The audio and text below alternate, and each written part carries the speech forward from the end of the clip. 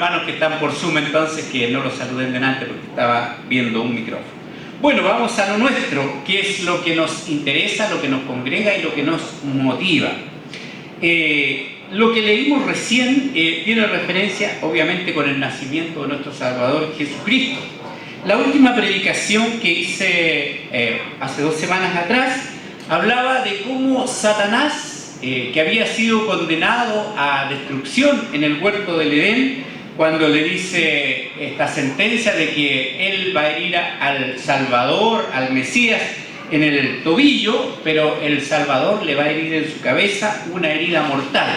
Y la historia del pueblo escogido de Dios empieza a girar en torno a este conflicto. Y Satanás primero, haciendo un leve recuento a lo que vimos la semana pasada, trata de destruir a la familia escogida. Hace todo lo posible por arruinar el plan con la familia escogida de Dios. Después que no consigue esta destrucción, ya la familia crece y se forma un pueblo y trató de destruir ese pueblo. Lo llevó, estuvieron en Egipto, entraron muy bien, pero después terminaron como esclavos y hasta les mataban a los varones para que no creciera el pueblo. El ataque continuaba. Después hay una promesa de que del rey David y de su descendencia iba a venir uno que iba a gobernar para siempre, haciendo alusión a este Mesías.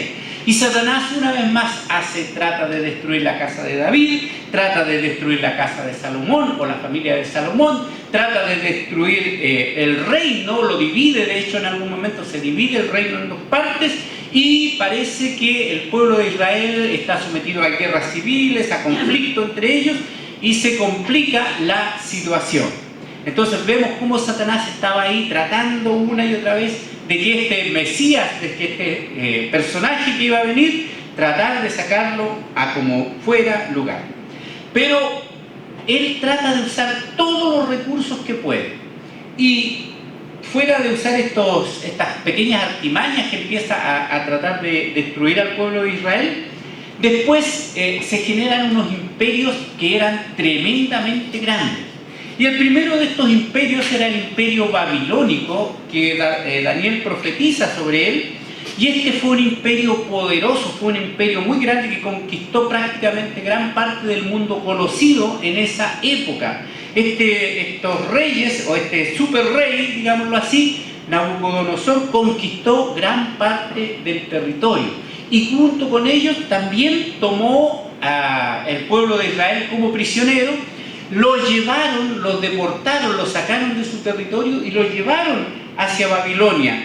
Y ahí a los príncipes, a las personas que tenían cierta reputación dentro del reino, se les trató de borrar todo lo que ellos tenían o que sabían acerca de su Dios. Hemos leído la historia de Daniel ya más de una oportunidad. Y el rey entonces trata de reeducarlos, que se olviden de Dios. Y todo esto también vemos la mano de Satanás detrás de esto, tratando de destruir las raíces de lo que Dios había prometido.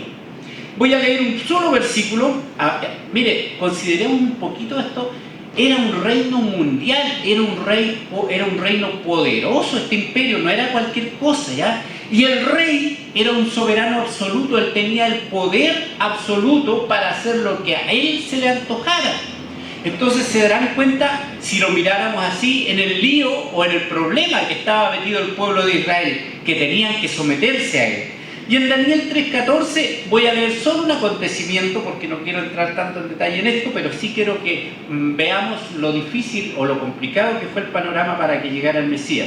En Daniel 3:15 dice, ahora pues, estáis dispuestos para que al oír el son de la bocina, de la flauta, del tamboril, del arpa, del salterio y de la zampoña, y de todo instrumento de música, os postréis y adoréis la estatua que he hecho, porque si no la adoráis, en la misma hora seréis echados en medio de un horno de fuego ardiendo.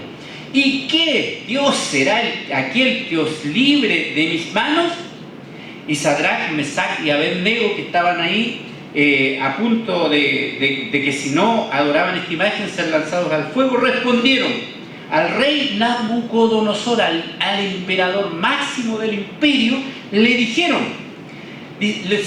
dirigieron diciéndole: no es necesario que te respondamos sobre este asunto. He aquí nuestro Dios a quien servimos puede librarnos del horno de fuego ardiendo, y de tu mano, oh rey, nos librará. Y así no sepas, oh rey, que no serviremos a tus dioses, ni tampoco adoraremos la estatua que has levantado. Yo me pregunto, si nosotros estuviéramos en este mismo lugar, en esta misma situación, ¿cómo nos referiríamos? Probablemente muy respetuosamente: oiga, señor emperador, mire, le queremos explicar un poquito el asunto, resulta que nosotros adoramos como a un Dios y lo que usted nos pide es complicado, pero con todo respeto, nosotros respetamos sus ídolos, respetamos su forma de pensar, pero por favor considérenlo. Probablemente así iríamos nosotros, ¿no es cierto?, tratando de usar diplomacia, protocolos y otras cosas. Aquí estos chicos no fueron muy diplomáticos. No es necesario que respondamos sobre este asunto. Así de patuitos fueron. ¿Por qué lo hicieron así? Porque sabían al Dios que estaban sirviendo. Y le dicen después: he aquí nuestro Dios a quien servimos puede librarnos del horno, del fuego ardiendo, y de tu mano, oh rey, nos librará. Esto ya lo hemos escuchado en otras predicaciones, pero quería hacer este pequeño recuento. Imagínense el rey Nabucodonosor enfrentado por este pequeño grupo.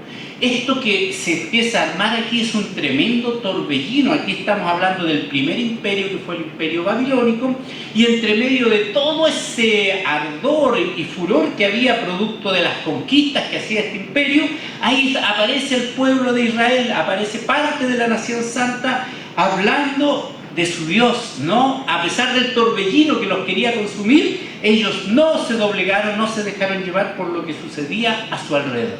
Y no fue por fuerza de ellos, porque eran magníficos, sino porque ellos confiaban que Dios estaba con ellos. El primer imperio fue eso. Después de este imperio vino otro imperio. Estoy haciendo un resumen muy apretadito. El imperio Medo-Persa. Un imperio también fuerte que logró derrotar a este imperio babilónico y que también es utilizado para tratar de destruir esta nación santa. Y esto lo vemos en el libro de Esther, no lo vamos a leer, pero en el capítulo 8 del libro de Esther dice que había un hombre que trató de hacer lo posible para destruir al pueblo de Israel y engaña al rey o al emperador para que haga un edicto para poder destruir al pueblo santo, a la nación santa. Y parece que todo iba resultando bien. Se firmó el edicto, no eran revocables los edictos, que el rey la pensaba mejor y decía: bueno, parece que la embarré, así que voy a revisar esto. No, queda obsoleto.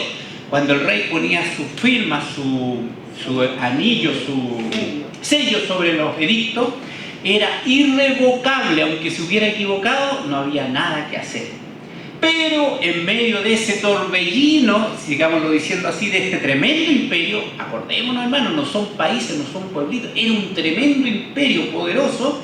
Había una persona que se llamaba Esther, y esta persona había ganado gracia delante de este rey, y habían sucedido una serie de cosas, y el rey dicta un edicto para que los judíos puedan defenderse cuando iban a ser atacados, iban a ser muertos. Había un día señalado en que los iban a atacar y los iban a destruir, los iban a matar a todos ellos. Pero esta reina, Esther, intercede para que el pueblo de Dios no sea aniquilado y puedan defenderse. Todo termina bien para el pueblo, y vemos una vez más que aunque había un tremendo poderío gigantesco que se oponía a esta nación, Dios protegía a su pueblo. Dios estaba ahí, Dios ponía gracia en sus hijos para que, a pesar de que había toda una intención de destrucción, ellos pudieran salir airosos. Esto son muchos años entre medio, ¿eh? Pero bueno, van pasando imperio tras imperio. Luego llegamos al imperio griego. Y la Biblia no nos habla nada casi de lo que sucedió en el imperio reino. En este imperio no hubieron profetas, hubieron casi 400 años de silencio, donde no hubo profecía, no hubo palabra de Dios, nada.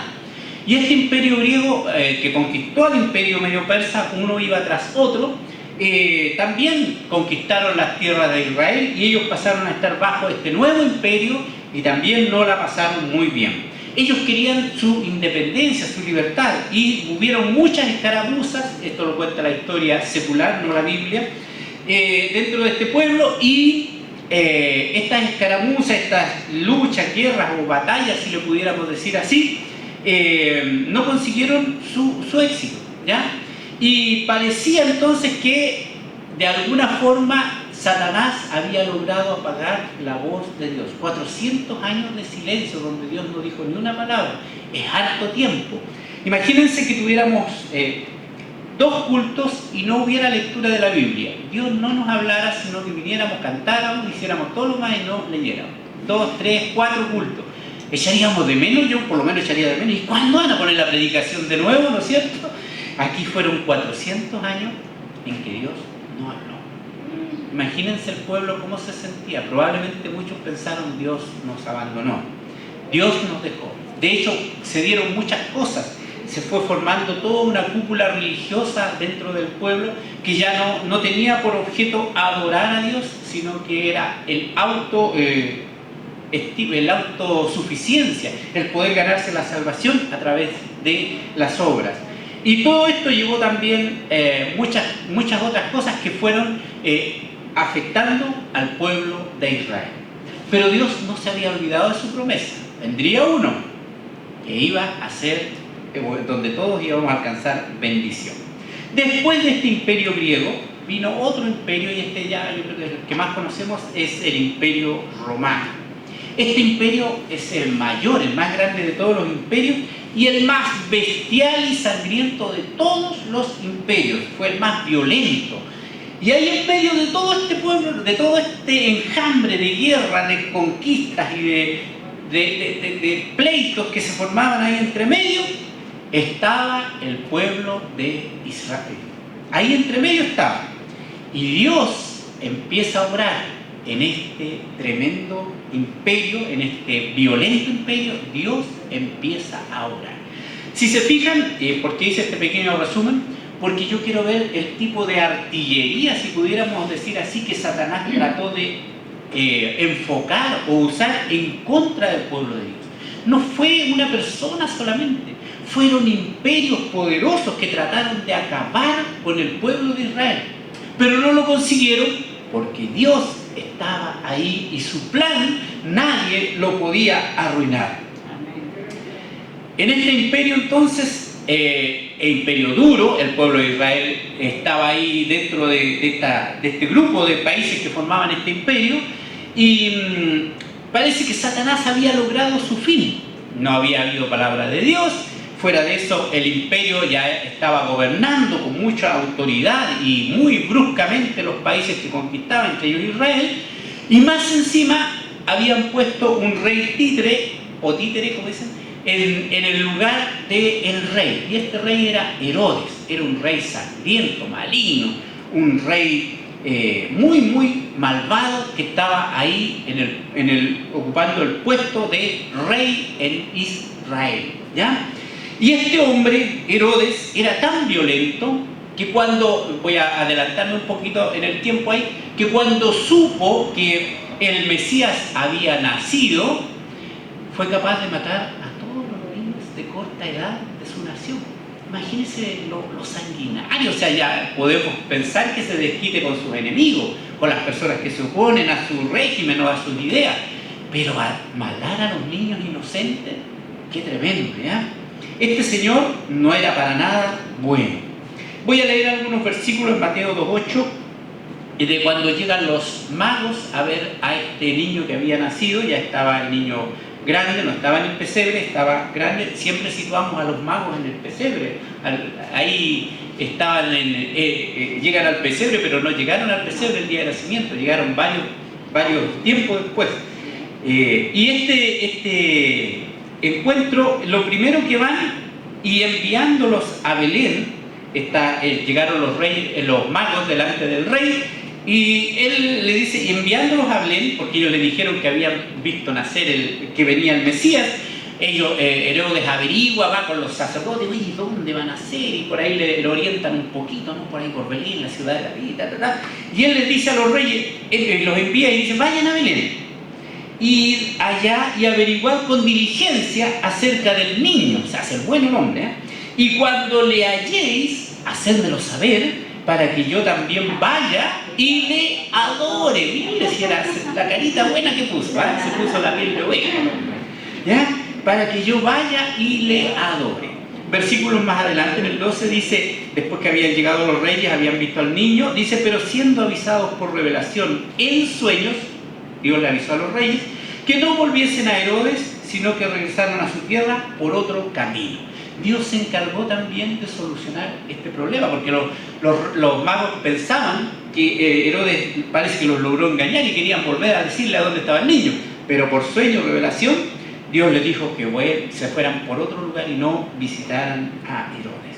¿Y por qué hago mención de esto? Porque los magos llegaron al palacio, llegaron a donde estaba el rey, porque sabían que este Mesías que iban a ser iba a ser rey de Israel. ¿Y dónde podíamos encontrar a un rey? En un palacio, obviamente. Así que por eso es que fueron a donde Herodes, pensando por aquí era la cosa, ¿ya? Pero no tenía nada que ver con eso. Ahora, volvamos entonces al momento antes del nacimiento de Cristo. Miren todo lo que hizo Satanás para arruinar el plan de Dios. Todos los títeres, todos los países, todas las fuerzas, toda la violencia que usó para destruir el plan de Dios. Pero no lo consiguió. Poder grande, ¿no es cierto? Imperios poderosos. Pero miren, me encanta ver el contraste cómo Dios obra. Me gusta mucho el encuentro que tiene Elías con Dios, ¿no es cierto? Cuando Elías está decepcionado, le viene un bajón, una depre, no sé, y empieza a mirar todo negativo. Y se va y dice que quiere morirse, se va al desierto y ya no quiere saber nada. Y Dios lo llama y le dice, anda, que yo quiero hablar contigo, que yo quiero tener un encuentro contigo. Él va al monte de Dios, se esconde en una cueva y dice que se le presenta a Dios. Dice que primero pasa un fuego, un viento, un estruendo, un terremoto, pero dice que en ninguna de esas cosas estaba Dios, sino que al final escucha, ¿qué cosa? Sí, un silbido apacible, algo suavecito, y ahí estaba Dios, estaba el poder de Dios. Nosotros siempre tenemos la idea de que cuando hay poder es alguien que mete bulla, el que pega más fuerte, el que tiene más plata, el que empuja más fuerte. Ese es el poder, ¿no es cierto? Pero Dios no tiene nada que demostrar. Él es un silbo apacible. Él con una palabra puede crear un universo. Con una palabra Jesús hacía que resucitara. ¿Se han dado cuenta? A veces veo por TV los televangelistas, estos que hacen milagros y cosas, y cuando van a hacer orar por alguien ahí, los zarandean, oran, tiritan entero, como que les pasa la electricidad. Jesús, cuando fue a resucitar a Lázaro, ¿qué dijo? Lázaro, sal fuera. Nada más, no empezó a tiritar ni nada por el estilo, porque cuando Dios obra, Él tiene poder, no tiene nada que demostrar. Él es autoritario. Y voy a volver entonces al relato de Lucas. Mire todo el intento por destruir, pero cómo Dios hace algo de algo tan simple y hace que esto sea poderoso. El plan de salvación de Dios estaba en juego, pero Dios lo hace sutilmente. Había pastores en la misma región, lo que leyó Jorge, que velaban y guardaban las vigilias de la noche sobre su rebaño. Años haciendo esto los pastores, cuidando sus ovejitas. Y en esta noche especial se les presentó un ángel del Señor y la gloria del Señor los rodeó de resplandor y tuvieron gran temor. No es porque hubieron explosiones ni cosas especiales, sino que tuvieron temor de la gloria de Dios, ¿ya? Dios estaba ahí. Pero el ángel les dijo, no temáis, porque he aquí os doy nuevas de gran gozo que será para todo el pueblo. Amigos, no se asusten, yo no vengo a destruir a nadie, yo no vengo aquí a hacer alarde de nada. Lo que yo traigo noticias buenas para el pueblo, para todo el pueblo. ¿Y cuáles eran las noticias? Que os ha nacido hoy en la ciudad de David un Salvador que es el Cristo, el Señor. ¿Ya? Esta era la noticia, ha nacido el Cristo, el Señor. El ser más importante de aquí, del universo, estaba haciéndose un ser humano, y esto estaba sucediendo en la ciudad de David. Y había una señal, y ahí es donde a mí me encanta, porque ¿cómo iba a estar? ¿Resguardado por un ejército cuidándolo para que nadie lo fuera a tocar? ¿Iba a haber muchas personas defendiéndolo en caso de que alguien lo quisiera hacer algo? No, estaba solito. Esto servirá por señal. Miren la señal que iba a haber. Hallaréis al niño envuelto en pañales, acostado en un pesebre. Esa era la señal. ¿Ustedes se han dado cuenta lo que es un niño? Es vulnerable, es un ser. Yo me acuerdo de mis nietecitas, cuando estaban ahí de 3 meses, no eran capaces de hacer nada. Cuando mucho lloraban un poquito cuando tenían hambre, y uno le daba alimento, las vestían, las mudaban, si hacía calor las desabrigaban, si hacía frío las abrigaban. No son capaces de defenderse de nada, son totalmente dependientes. Y ahí, en ese pesebre, un lugar muy vulnerable, lo iban a encontrar. El plan, el hombre que iba a pisar la cabeza de Satanás y que lo iba a destruir, nace en un humilde pesebre. Para Satanás era su condenación. Para nosotros es nuestra salvación. Y ahí estaba el plan de Dios. Como dije, suavemente, sutilmente, tan, si lo pudiéramos decir, vulnerable en un niño, su padre, su madre, y en un pesebre era todo el cuidado que tenía en ese instante. Aparentemente. Hallaréis al niño entonces envuelto en pañales, acostado en un pesebre. Y repentinamente apareció con el ángel una multitud de las huestes celestiales que alababan a Dios y decían: gloria a Dios en las alturas y en la tierra paz, buena voluntad para con los hombres. Este niño no estaba solo. Estaban las huestes de Dios, las huestes cuidando para que el proyecto, el plan de Dios no fracasara, sino que se cumpliera lo que Dios había hecho. Hermanos queridos, estamos en Navidad ya casi prácticamente, y obviamente que estamos recordando una vez más el nacimiento de Cristo. No es que todos los años Cristo nazca, así como en la Semana Santa, no es que todos los años Cristo muera y sufra y padezca. Simplemente nos recordamos de este acontecimiento histórico y que para nosotros tiene mucho significado, pues el Salvador de nuestras almas nació en Belén para darnos luz, para darnos paz, para darnos salvación. Y eso, hermanos, tiene que alegrarnos. Y más que eso, nos da una muestra que debe ser seguridad para su pueblo. Este pequeño niño, Satanás no pudo hacer nada para poder terminar con su vida. Si ustedes siguen leyendo los relatos acerca de todo lo que hizo Herodes para tratar de matarlo, Dios ya tenía una provisión para lo que iba a suceder. Dios no hizo un plan de última hora, Él tenía todo preparado para que este acontecimiento sucediera. La iglesia de Cristo, que somos los que hemos sido salvos, estamos involucrados en este proyecto. El Hijo de Dios que vino a esta tierra en esta forma tan frágil y que en un periodo más muere, en unos años más después muere, en favor de su pueblo, no nos deja solo a nuestra merced para que los arreglemos. Él está con nosotros. Él dejó su Espíritu Santo para que nos guiara, nos sustentara, nos defendiera, nos representara delante del Padre, para que intercediera por nosotros delante del Padre, para que esté ahí. Está Él jugando a favor de su pueblo, y no es cualquier cosa, es Dios mismo con nosotros. Es por eso que una vez más repito estas palabras: yo estaré con vosotros todos los días hasta el fin del mundo. Hermanos queridos, si Dios fue capaz de esta forma tan simple, con un bebé, destrozar toda la artillería que Satanás desplegó durante tantos siglos para acabar con la fragilidad de este proyecto, pero no pudo, es simplemente porque Dios estaba detrás de este proyecto. Era el proyecto de salvación de Dios hacia el hombre. Por eso es que la Biblia dice que la salvación es de nuestro Dios.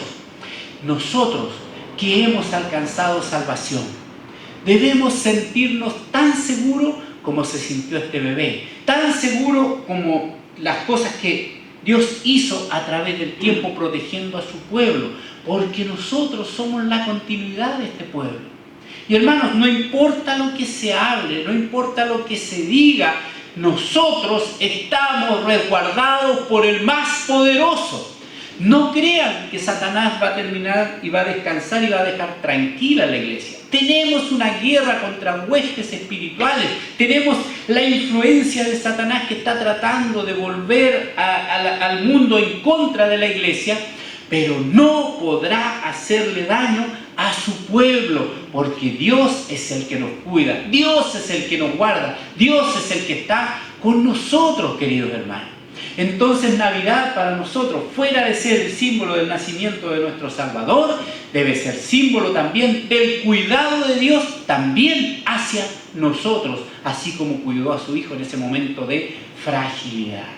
A lo mejor nosotros no nos damos cuenta, pero hay ángeles muchas veces alrededor de nosotros cuidándonos. Si a lo mejor analizáramos un poco nuestras vidas, lo que sucede, quizás qué cosas nos podrían haber sucedido, pero Dios ha estado interviniendo para que no nos suceda lo que otro ha planificado que nos suceda. Los misioneros, cuando van a misiones, muchos de ellos les han tratado de acabar con su vida, les han tratado de envenenar en algunos lugares y no ha surtido efecto lo que han hecho, simplemente porque Dios está con su pueblo. Somos parte de su pueblo, la iglesia. A lo mejor nos miramos y nos encontramos chiquititos, ay, es una iglesia pequeñita, ¿qué vamos a hacer? Y poco menos nos ponemos en un rincón a llorar. El Dios que está con nosotros tiene todo el poder.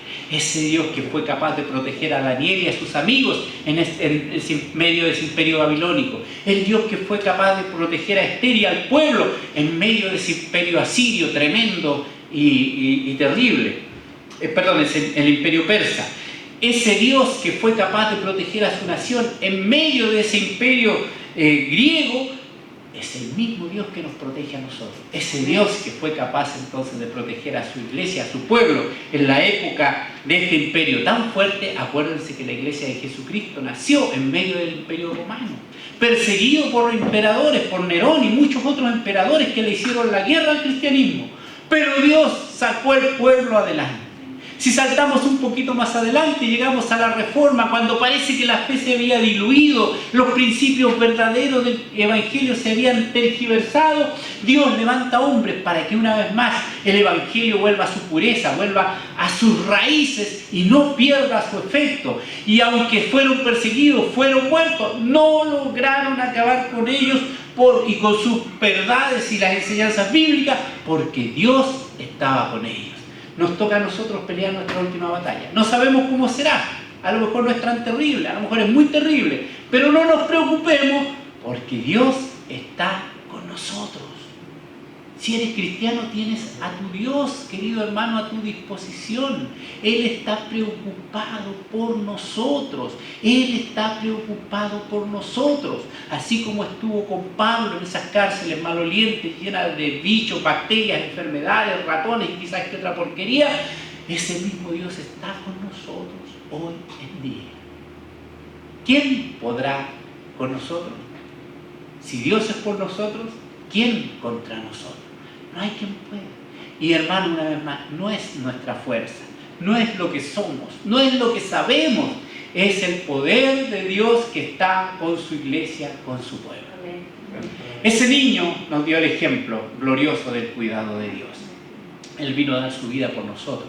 Y hoy nos vamos a alegrar, mañana también, pasado, y ojalá el día en que estemos tomando esa cena de Navidad y estemos abriendo los regalos, como familia, nos acordemos no solo de estar contentos por la bolerita nueva, el zapato nuevo, la barrita de chocolate, sino que nos acordemos de estar agradecidos porque este niño vino a nacer para darnos salvación. Padre amado,